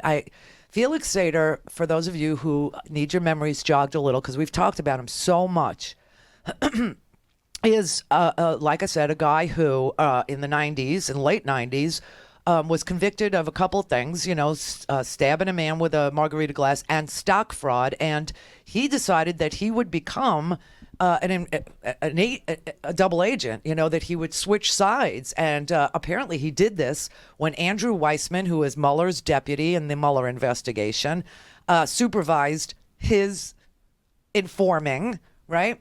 His dropping a dime on various mob figures in the Russian mafia. Oh, my God. And Mueller also supervised his FBI information. It's just so amazing that these are the two people that are investigating Donald Trump, and that he has been cooperating with the Mueller investigation. He has spoken to Mueller, but he was the Trump Organization's senior advisor. That's the business card they showed in case you don't have a video to watch. But this is amazing. Now we know that Felix Sater has been cooperating with Robert Mueller the whole time. Donald Trump, under oath in a deposition, says he couldn't pick Felix Sater out if he walked into the room. Felix Sater was asked about this morning on Good Morning America. How do you feel about this? And he said, well, I can't speak for the president, but it's disappointing. Disappointing. And then, he talked about the Trump Tower Moscow deal. But the deal now eyed by the special counsel is the one that didn't close, Trump Tower Moscow. I approached Michael Cohen about the opportunity. He was very excited. Cohen. Donald Trump signed a letter of intent. And you've known Michael Cohen for a long time. Michael We've Cohen. known each other since we were teenagers. Some of the emails that you wrote to him about this project were made public, published in the New York Times. One of them said, I will get Putin on this program and we will get Donald elected. Oh, my God. Buddy, our boy can become president of the USA and we can engineer it. I will get all of Putin's team to buy in on this. What did you mean by that? Two guys that know each other since teenage years, being beyond giddy that somebody that they knew and worked for was running for president, trying to do a deal in Russia. And clearly, if the deal had gone a little further, and I wished it would have, I would have gotten on the phone, I would have made phone calls, I would have gotten to people who know Putin to try to get his blessing and bring him on board, and hopefully to help him elect Donald Trump? I was trying to do a real estate transaction. I clearly was not involved in the campaign. You nor was I clearly involved were. in any of the political end. The Times also wrote that you were eager to show video clips to your Russian contacts of instances of Trump praising Russia and would coordinate for Putin to praise Trump's business acumen. Quote, if we says it, we own this election. Yes, I wrote that. A lot of people have been wondering, is one of the reasons that President Trump was so easy on President Putin during the campaign is because he was looking to make this deal happen in Moscow? I can't speak for the president. I know that as a real estate developer, which is a great cover, by its very nature, 3 parts optimist, 1 part realist, to try to get a deal that is the tallest building in the world or the tallest building in Europe, you have to get buy-in from everyone. So when you're doing all this, were you aware at all of the Russian efforts to interfere in our presidential campaign? I was not aware of what they were doing. Most of it came out after the election, and I read about it just like everyone else in the newspapers. No. I certainly would never, in any way, shape, or form, work with people who are our geopolitical opponents to the death. Wait a minute. See, this is why it's so crazy. All right, this is like what a double agent sounds like. I would never work with anybody who is our geopolitical opponent, meaning Russia, who is our adversary. And today we know that Russia was hacking into, while Donald Trump was president, okay, 3 months into Donald Trump's presidency, the Russians were hacking into our electrical grid and our nuclear facilities and our, okay. And, of course, Russia is poisoning people, and, Mr. Skripal is in critical condition, and his daughter Yulia, and now there's another dead Russian, and the whole world is, getting unified. The NATO allies are getting unified around, doing even more to Russia. We're not interested in real sanctions. If we were interested in real sanctions against Russia, we would pull in Israel. We would pull in Saudi Arabia. We would pull in the United Arab Emirates, who are all close to Russia. Obviously, we're not doing that because Trump isn't interested in punishing Russia in any meaningful way. But Felix Sater is telling a double story here because he is a double agent. He's saying, I would never interfere with or I'd never ask for favors from a geopolitical opponent of ours. But he did because there's emails. Maybe he was baiting Donald Trump all along. The Randi Rhodes Air Force. The Randi Rhodes Show is live on RandiRhodes.com and the free Progressive Voices app for Android and iOS. Visit the App Store or ProgressiveVoices.com now.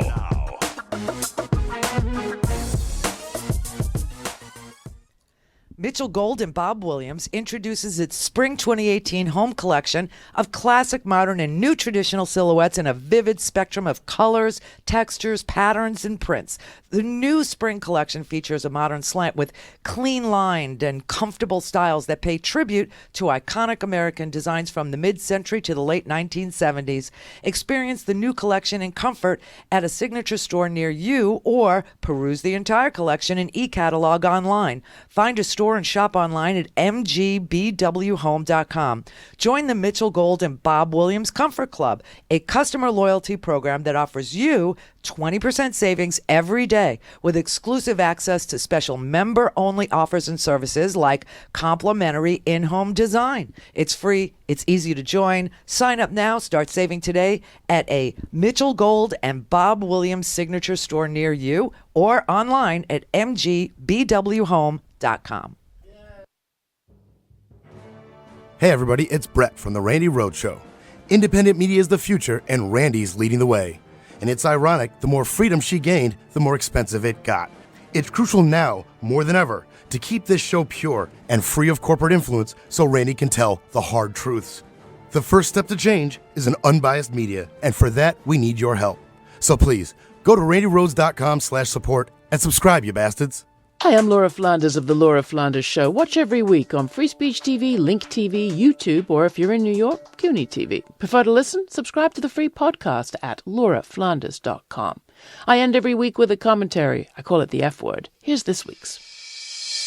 A fair deal for restaurant servers. That was the headline on a New York Times editorial recently, endorsing a state proposal to do away with the sub-minimum wage for tipped workers, like restaurant workers. The editorial followed a long feature for which the paper interviewed more than 60 restaurant servers, whose stories revealed just how vulnerable their reliance on tips makes them to harassment and sexual violence. 7 states have already done away with the outlandishly low federal minimum of $2.13 for tipped workers. The Restaurant Opportunities Center, which has been gathering data on this for years, reports that those states have half the rates of sexual harassment as those with the 2-tier system. Now, New York, D.C., and Michigan are considering similar legislation, hence the article. In an email, Rock Executive Director Saru Jayaraman thanked the Me Too movement for giving the campaign extra oomph and visibility just when they needed it. Jayaraman was one of the activists invited to the Golden Globes earlier this year. She has the support of Jane Fonda and Lily Tomlin, among others. If you haven't seen our piece on the Grace and Frankie stars campaigning with Rock in Michigan this summer, check it out. It's delightful. Certainly, attention helps. That's why a coachload of other food workers were also in New York this week. Across town from the Times, tomato pickers from Immokalee were singing and chanting on a 5-day hunger strike outside the offices of Nelson Peltz, the chairman of the board of Wendy's. They want to draw attention to sexual violence in their workplace, the farm fields of Florida. The Immokalee workers want Wendy's to sign on to a fair food program that protects workers throughout the food chain. It calls on growers to adhere to a set of fair labor rules and buyers to buy only from farms that are signatories. Walmart, McDonald's, Subway, and Taco Bell have all been persuaded to sign on. They pay only a little more, a penny per pound premium, to benefit the workers, but Wendy's has yet to do it. They're the most visible holdout, and the workers are hoping that coming to New York, they could turn the heat up on the company. So here's where the eaters come in.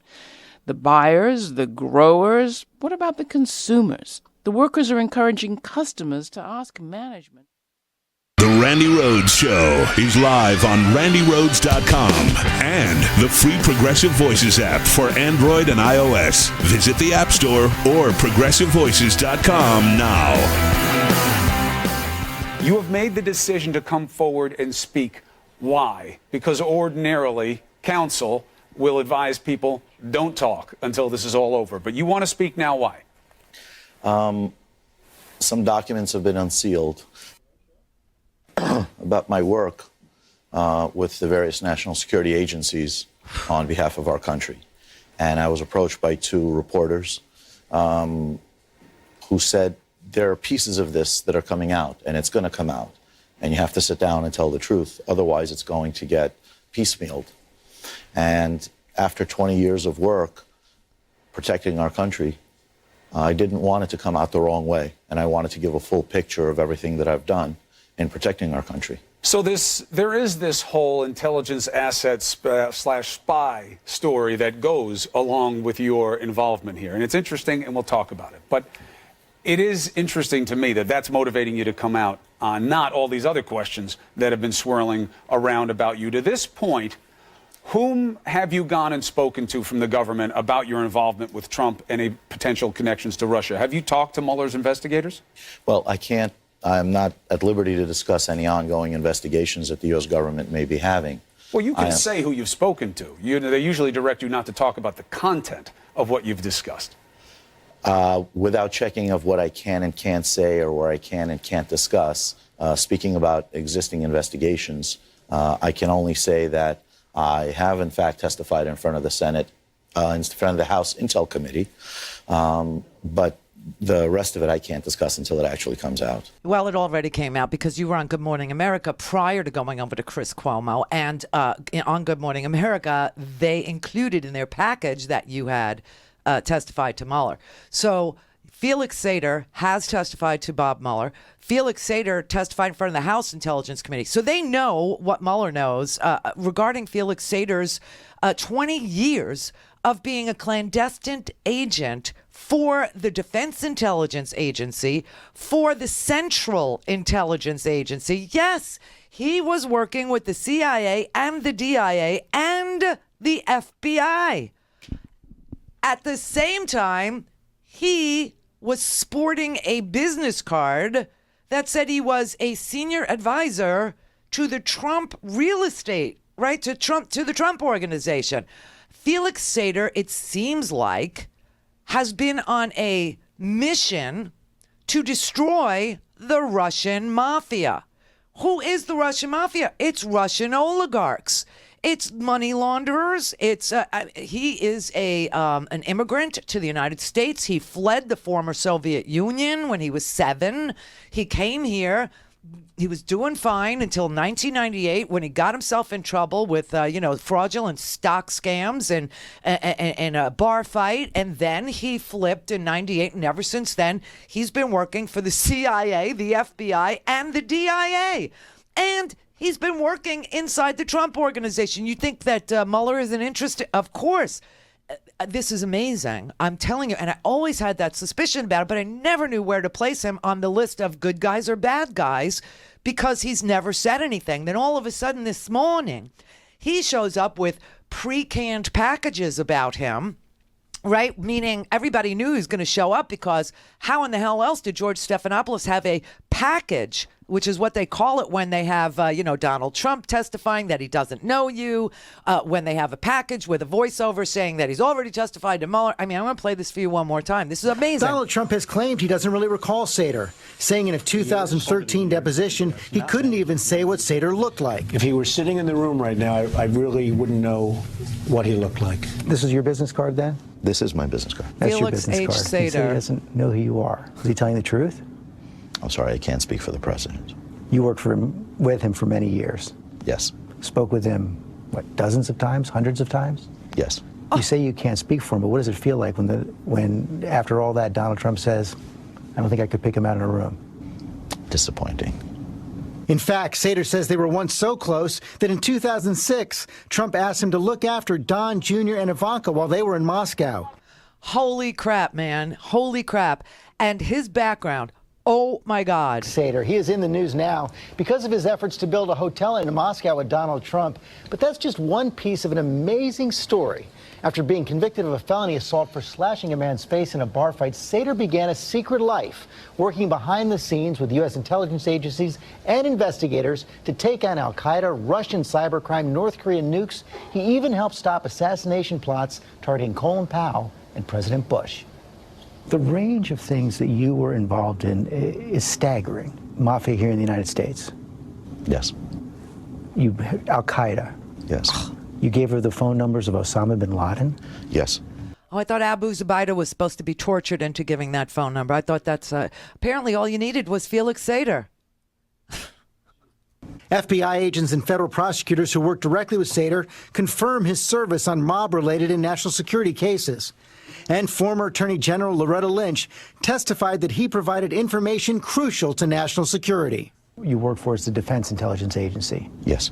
You also worked for the CIA. Yes. You were an FBI informant.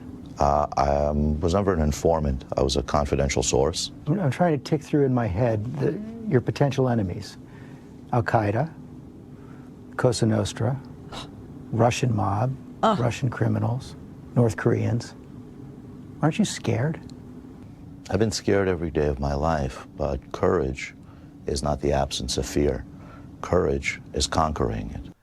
Holy Mother of God. It's the mother load, people. Now I think we understand that, the reason why Felix Sater showed up on the TV is exactly what he said, that reporters were calling him and saying, your story is about to come out and you don't want it to come out in little pieces. You want it to come out, the way you want to tell it. Because of your service to this country, you want to get out ahead of this. And the reason why the reporters knew is because Robert Mueller yesterday subpoenaed the Trump Organization.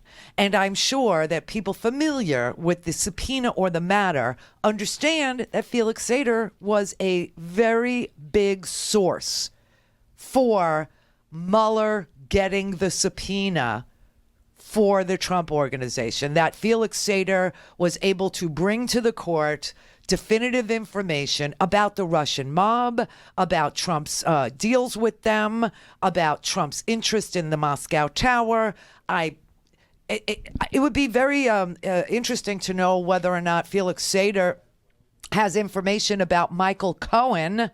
But I will say that, when they asked him what should happen to Donald Trump if Donald Trump cooperated with Russia or the Russian mob or took he said, put him in jail, is what he said. If we find out that this is true, then put him in jail.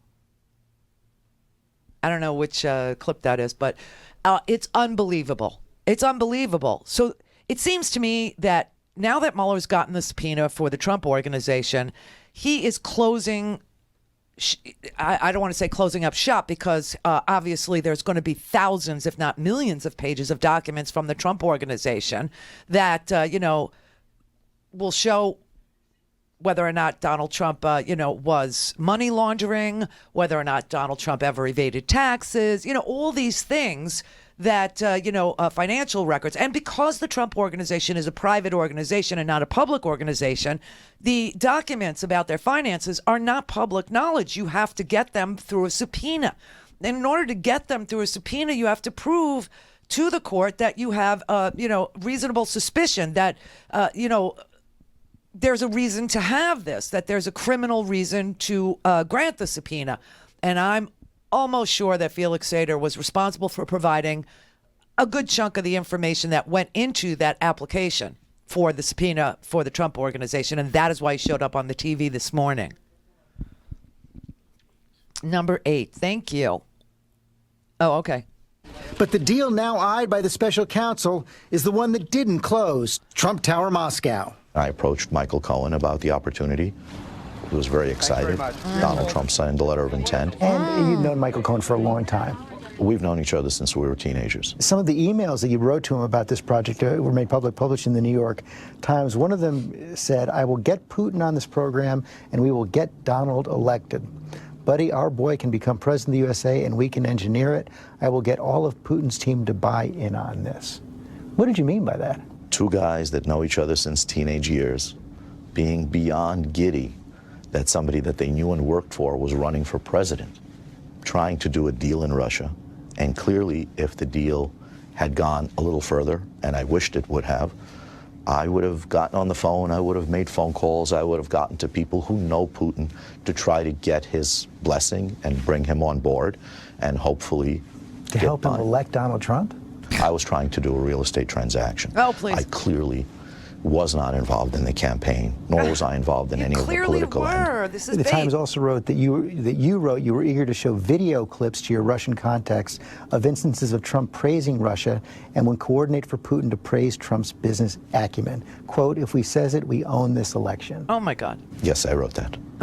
A lot of people have been wondering, is one of the reasons that President Trump was so easy on President Putin during the campaign is because he was looking to make this deal happen in Moscow? I can't speak for the president. I know that as a real estate developer, which is by its very nature 3 parts optimist, 1 part realist, to try to get a deal that is the tallest building in the world or the tallest building in Europe, you have to get buy-in from everyone. So when you're doing all this, were you aware at all of the Russian efforts to interfere in our presidential campaign? I was not aware of what they were doing. Most of it came out after the election. But and you were I read aware about that it they just were like doing everyone else in the something. newspapers. I certainly would never, in any way, shape, or form, work with people who are our geopolitical opponents to the detriment of our country. Do you think that anyone in Trump's orbit was working with those people? I certainly hope not. But I do not know. You have spoken to Mueller's team, correct? I'm sorry, I can't answer something to do with any active investigation. If at the end of this investigation we discover that associates of President Trump were actually working with the Russians as they were interfering in our election, what would be your reaction? Send him to jail. Oof. He knows everything. I don't know that he knows everything. He knows a good chunk of it. A good chunk of it. He knows about the Russian money coming into Trump Soho, which is a building in, it's not actually in Soho, New York. It's outside of Soho, but they call it Soho to make you believe that you can live in Soho. It's a glass building built with Chinese glass, Chinese steel, and that's what it's called. And that building was so full of Russian money. People, and the Sunny Isles, Florida, same thing. Russian money. The whole project financed with Russian oligarchs' money, Russian mafioso money. Like no one lives there, but the apartments are sold. But no one lives there. It's just a way to launder your money. It's just a way to, get your money out of Russia and put it someplace else. Now, he's got to know this because obviously he's the broker on Trump Soho. He's the broker on Sunny Isles. Him and Michael Cohen. I tell you, these letters he wrote, see, this is where, the lying gets to you, because you listen to it 5-6 times when you're editing stuff. So Scotty and I both listened to it like 20 times already. And he says, oh, well, I would never work with a foreign adversary of the United States. But you're writing letters to Michael Cohen, either baiting him, setting a trap for him, saying we could get our boy elected. I will reach out to everybody I know in Russia, including Putin's associate. And now you're using your cover as a real estate guy going, I was only trying to do a real estate deal. I wasn't involved in the election. But you talked about the election over and over and over again to Michael Cohen. To speak to Randi, call now, you bastards. 561-270-3844. Hello. The Randi Rhodes Air Force. Herky Jerky has a screaming case of March Madness, so let the games begin. Try Herky Jerky's delicious game jerky and meat sticks. All Herky Jerky staples for more than 25 years. They're talking about their famous buffalo, elk, and venison, which contains less fat and carbs than beef. And because theirs are farm-raised and grass-fed, they don't have that woodsy taste like some of the other kinds. If you've never had buffalo, elk, or venison meat, it's time to give it a try. They're healthy, they are tasty, and this month, all of the game jerky packs are $5 off. The venison sticks come in hot and mild, and they were once voted best in the country at a major food show on the West Coast, and from that point on, it's been their best-selling item. Whether you're already a fan of game meat or have never tried it, now's the time to take advantage of the savings. $5 off all month long and free shipping with 2 packs or more of anything in the store, including the beef, the bacon, and the turkey, too. No promo code needed. Just try some today. Go to herkyjerky.com. Try and get up every morning, day after day, and work for a living. Let's see him try that. Then we'll see who's the real tough guy. The working man is the tough guy. With me, Joe Wilson, a wealth management advisor with a big money management house. Mo money, yo money, Joe money. We're happy to get the kind of money that jingles, but we'd rather get the kind that folds. Not your grandpa's financial show. What's going on, my money mavens and moolah misfits? It's me, your money guy, Joe Wilson of the Joe Knows Money Show, reporting live on Progressive Voices Network, delivering you 4 minutes of money news you can use. Fancy cars and fancy clothes. I really like the way that sounds. But that's not just what I need, cause money makes the world go round.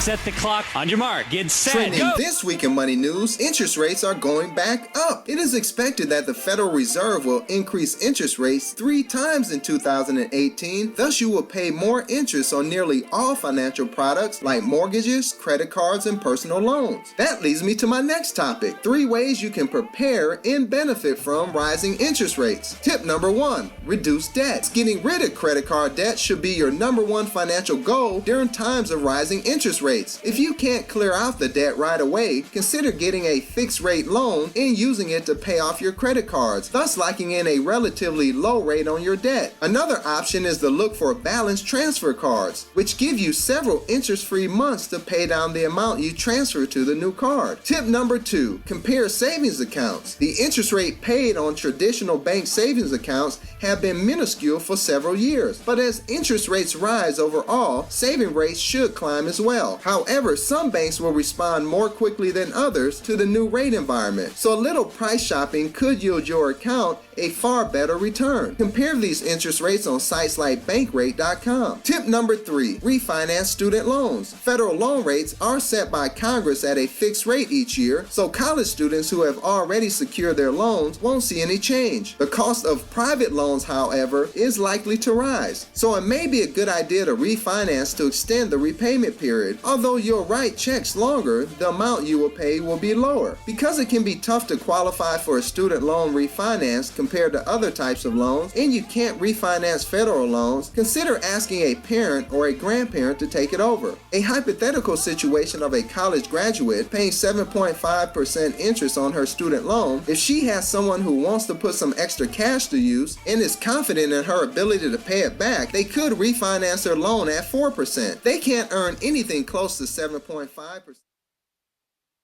This is the Randi Rhodes Show. To speak with Randi, dial 561-270-3844. That's 561-270-3844. Okay, so now it all makes sense because this was last night. Okay, this is Representative Eric Swalwell, who sits on the Intelligence Committee. We saw evidence, both from witnesses and documents we reviewed, that during the campaign, Donald Trump's organization, the Trump organization, was seeking to do business in Russia through a sanctioned Russian bank. And remember, this would not be the only time that this happened. This also happened when Jared Kushner sat down with a sanctioned Russian bank during the transition period, where the bank said that the reason was for business, and Jared said that the reason for that meeting was not. I can put this in context for you, Rachel. If you recall, Felix Sater was central to the Trump Moscow Tower project. Felix Sater is a Russian-American who helped finance Donald Trump's Trump Soho project. He's a friend of the Trump family. In October 2015, the first offer to connect Donald Trump and Vladimir Putin was made from Felix Sater to Michael Cohen. He said simply, let's build a Trump Tower in Moscow. Let's get Donald Trump and Vladimir Putin together. We can get our boy elected. We can engineer this and make him president. Now, throughout the campaign, of course, other previews of what getting Donald Trump and Vladimir Putin together look like would mean for the Trump campaign would materialize. But Felix Sater is also, cannot be forgotten, was just reported by BuzzFeed as somebody who over decades had delivered information to the intelligence community on Osama bin Laden and the North Koreans that have been verified in these public reports. If he was able to deliver Osama bin Laden information and information about the North Koreans, I think we have to assess him as someone who credibly could have assisted the Trump campaign in working with Russia to interfere in the election. Oof. So again, you see, that was last night, and I didn't really fully understand where he started, and then all of a sudden, Felix Sater showed up on the TV this morning, all over the TV this morning, saying that he would never do anything to, and I don't know to this minute if he's a good guy or a bad guy. Nobody knows. But the emails that he sent were as early as just what Eric Swalwell said, November 3rd, 2013. Here's a portion of the email that Felix Sater wrote to Michael Cohen. He said, Michael, I arranged for Ivanka to sit in Putin's private chair at his desk and office in the Kremlin. Well, that's the story he told, right? I will get Putin on this program, and we will get Donald elected. We both know no one else knows how to pull this off without stupidity or greed getting in the way. I know how to play it, and we will get this done. Buddy, our boy can become president of the USA, and we can engineer it. I will get all of Putin's team to buy in on this. I will. Good guy, bad guy? Is he baiting him? I don't know. How does this guy have Osama bin Laden's freaking phone number in the first place? I mean, this is unbelievable. We're torturing people over in black site prisons. Now, the person who oversaw that torture is going to lead the CIA. It's just it's so bizarre. It's such a strange story. But the emails do show that there's many emails. There were a series of emails to Michael Cohen written by Felix Sater, telling him, that the Trump Tower in Moscow would highlight his savvy and negotiating skills, and that he could, show America that Russia and the United States could get along, and that, it's unbelievable. But here you have the intelligence agencies for which he works, CIA, DIA, FBI, for which he works, concluding that Russia colluded, that the Russian government interfered in the 2016 presidential election to help Donald Trump. I will get Putin on this program, and we will get Donald elected, Mr. Sater wrote. And he wanted to show these video clips to his Russian contacts where Trump is praising Putin and speaking glowingly about Russia, and he would arrange for Putin to praise Trump's business acumen. Here's what Felix Sater wrote in another email. He said, if he says it, meaning Putin, if he says that, Trump is a smart businessman, if he says it, we own this election. America's most difficult adversary agreeing that Donald is a good guy to negotiate. January 2016, Cohen writes to Dmitry Peskov asking for help on the Trump Tower project, which stalled, but Cohen doesn't have Peskov's direct email. Instead, he writes to a general inbox for press inquiries.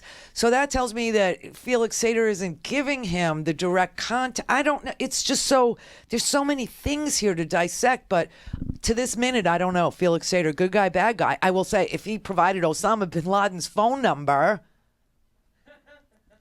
good guy, right? I mean, very strange. Now, the Trump Organization said back in November, quote, to be clear, the Trump Organization has never had any real estate holdings or interests in Russia, except Trump had already signed a letter of intent for the project. It was non-binding, but there was a letter of intent to build Trump Tower during the campaign. Oh, what a tangled web we weave. All right, Rick in Los Angeles. Hey, how's it going, Randy? Good. This Felix Sater stuff is it's a mind fuck, isn't it? It really, yeah, it is. Yeah, this is my theory. Well, first of all, with regard to the subpoena issue, Randy, any attorney who's licensed to practice, I guess. You're right. I'm thinking of a FISA warrant, not a subpoena. Yeah. Right. Enforcing it is different. Right. If the Trump Organization resists. Now, this is what I think is going on. I suspect that Sater is an unindicted co-conspirator in the scheme to throw the election, along with the Russians to Trump. And what Mueller wants, he already has a treasure trove of documents from Sater regarding the Trump Organization and regarding his involvement in the transaction. And he wants to see what the Trump Organization comes up with, if anything, or if it just simply resists it, and then he has to go to court to get it enforced. Okay, that's what I think is going on. So this is why Mueller leaves Jr. and Trump Sr. and Eric and Ivanka all for the end. Because, he's going through all the documents, all the testimony, everything that he's got about Russian money coming into the Trump Organization, laundering, whatever, including the NRA being infiltrated. Now, what's really interesting is Felix Sater is part of this Orthodox Jewish group called Chabad. And I played you Felix Sater being honored by the rabbi in Brooklyn about a month ago. I remember. Remember? And they say that Chabad was also infiltrated by Russian money. And that it was part of the plan was to go and infiltrate conservative groups. And some of them were religious groups, and one of them was Chabad, which is an Orthodox Jewish religious group. And then the other was the NRA through Alexander Torshin. So it's just so interesting. I just wonder, you think he's an unindicted co-conspirator? You think that? Yeah. Wow. Yeah, that's he's probably gotten immunity. You think he's gotten immunity. Oh. He's gotten immunity. And so you think that he used every piece of information he had gleaned by working for the CIA, by working for the FBI, by working for the DIA, in sensitive national security matters to finally cash out and make some money. Right, to try to get Trump elected. He's a double agent, Randy. He's a very slippery fellow, Yeah, because he confounds me because I don't toil and tread in lies. So my mind works like an honest broker, and it's hard for me to dissect, somebody who's playing both sides of the fence. Yeah, he's clearly playing both sides. And now this is the beauty of a subpoena issued to a non-individual entity, like a corporate entity. There is no Fifth Amendment privilege against self-incrimination if it relates to a corporation in general, unless it's like a sole proprietorship, for example, or like a solely owned corporation. Mm-hmm. So if Trump owns it, if it's a solely owned corporation, then it might have certain privileges and be, not have to produce the documents. But if it's if it's a corporation with more than just being a closed corporation, so to speak, with just one or two people, then it has no Fifth Amendment privilege. Well, it is more than one or two people. Obviously, it's got Eric. He's got Ivanka. Mm-hmm. They're all officers. He's got a junior as an officer. And in fact, they're supposed to be running it while he's president. You know what I mean? So, oh, it's so hard for me to figure out this guy. One guy. You're right. He's slippery. But he's playing a double game. Clearly, it's crazy. It's crazy. It's crazy. I mean, how else could he have information. How else could he get information about Osama bin Laden? I don't know. Koreans? You sort of have to ingratiate yourself to the other side, and who knows what he's gotten from them as well. In addition to being a government asset. Oh God. Sort of like the show Americans, if you've ever seen. Why would you want your life to be so complicated? It just, every time I think about this, I think of Frances McDormand in the last scene of Fargo, and she looks at the guy in the back and she said, and it's for what, and all for what? Yeah. A little bit of money, and it's such a beautiful day. I love her. She's a wonderful actress. I adore her. She's amazing, amazing. And from what I can glean just from her Oscar speech, she's a awesome woman. I mean, I don't know her at all. I wish I did, but a real iconoclast. Yeah, at least that's the way she comes across.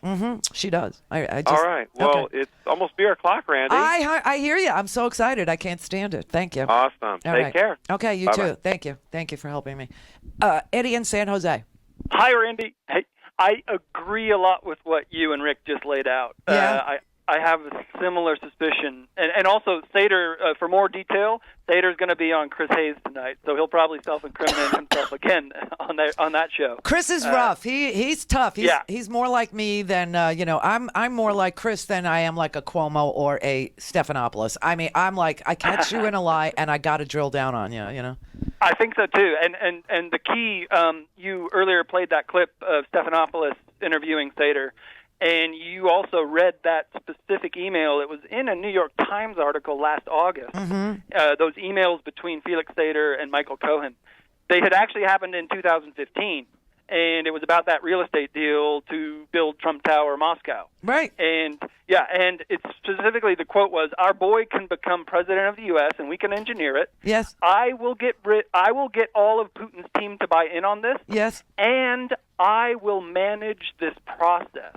So that's the full quote. Because mine ends with "I will." And Stephanopoulos left those final 5 words out. Oh, isn't that interesting? So if Chris Hayes throws that at him... Well, that's what I was going to say. Now, here's the reason why it's important to know that when there's a package already produced on a guest, that they've already agreed to leave out the portion of the email. Yes. See, that's negotiated. And I just want people to understand that these kinds of interviews are negotiated. Here's another email, and I know you have the article in front of you. I do too. He says, "Michael, we can own this story. Donald doesn't stare down. He negotiates and understands the economic issues, and Putin only wants to deal with a pragmatic leader, and a successful businessman is a good candidate for someone who knows how to negotiate. Quote, business, politics, whatever, it's all the same for someone who knows how to deal." Yes, and exactly to that point. So if he's sitting there trying to tell the American people that he wasn't involved in the election and he's not political, that just doesn't wash. No, and he was doing business with trying to line up the financing for Trump Tower Moscow with VTB Bank, which is one of the Magnitsky Act sanctioned banks. Veshnekombank. I can't pronounce it either. I know. I love the initials. Right. It's good. It's good.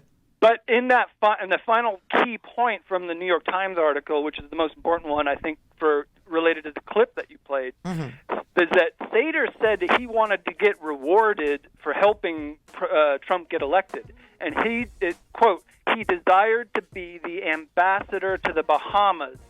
Quote, and he said to the friend that I think he said to Cohen, which is where all these emails are from, "That, my friend, is the home run I want out of this," end quote. The Bahamas is one of the most notorious tax havens on the face of the planet.